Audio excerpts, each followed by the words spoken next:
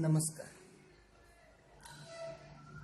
मनातल्या गोष्टी सांगणं एवढं चुकीचं असते का हो? मी भेटलो तिला, म्हटलं बोलून तिला सांगा. बोललोही मी तिच्यासोबत.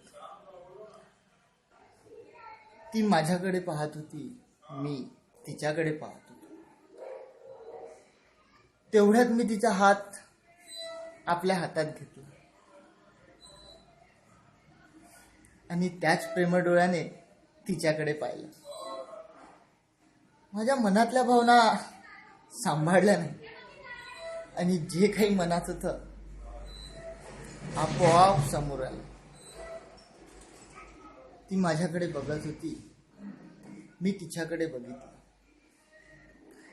आणि म्हटलं, शेंबडे, ढंगानं नाक पुसता येत नाही आणि गोष्टी पाहून घातीया. थोबाड पाहिलं का तुला कधी आपला? आणि म्हणते का तुला राजवाड्याचा राजा पाहिजे? हा भेकारी पाय भेटलाय ना, घे, नाही ते केलं हो. नंतर मला वाटलं मी काही विसरलो. परत गेलो आणि तिला म्हटलं, अरे पोट्टे, हे घे, I love you, I love you.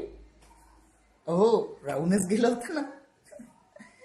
तिने मला बोलवलं, गेलो. मला वाटलं कदाचित उत्तर भेटेल.